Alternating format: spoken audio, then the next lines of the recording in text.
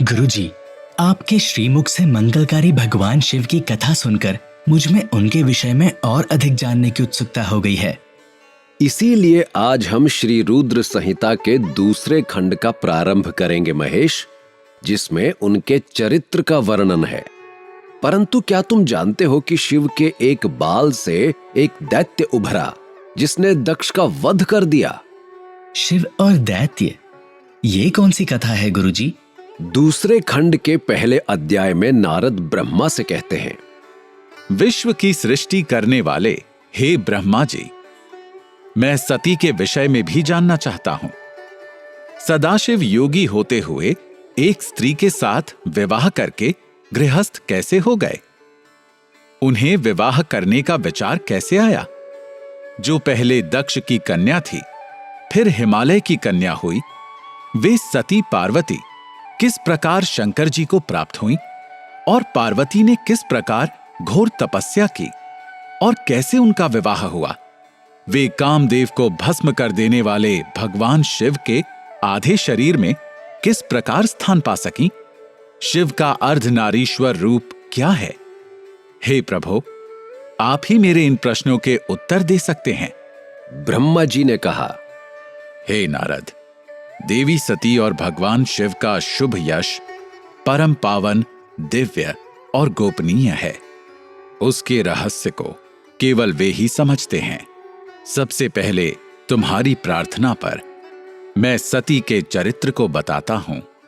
पहले मेरी एक कन्या पैदा हुई जिसे देखकर मैं काम पीड़ित हो गया। तब रुद्र ने धर्म का स्मरण कराते हुए मुझे बहुत धिक्कारा।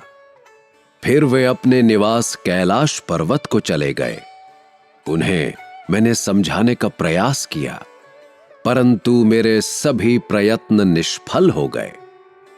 तब मैंने शिवजी की आराधना की और शिवजी ने मुझे समझाया, परंतु मैंने अपना हठ नहीं छोड़ा और फिर रुद्रदेव को मोहित करने के लिए मैं शक्ति का उपयोग करने लगा। मेरे पुत्र दक्ष के यहां सती का जन्म हुआ। वह दक्ष सुता उमा नाम से उत्पन्न होकर कठिन तप करके रुद्र की स्त्री हुई।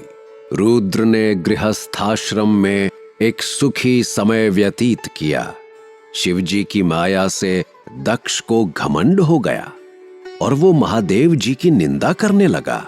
इसके बाद दक्ष ने एक विशाल यज्ञ का आयोजन किया, जिसमें उसने मुझे, विष्णु जी को, सभी देवी देवताओं को और ऋषि मुनियों को निमंत्रण दिया, परंतु उसने महादेव शिवजी एवं अपनी पुत्री सती को उस विशाल यज्ञ का निमंत्रण नहीं दिया।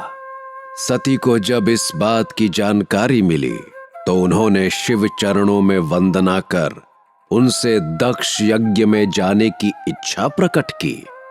भगवान शिव ने देवी सती को बहुत समझाया कि बिना बुलाए गए ऐसे आयोजनों में जाना अपमान और अनिष्टकारक होता है, परंतु सती ने जाने का हठ किया।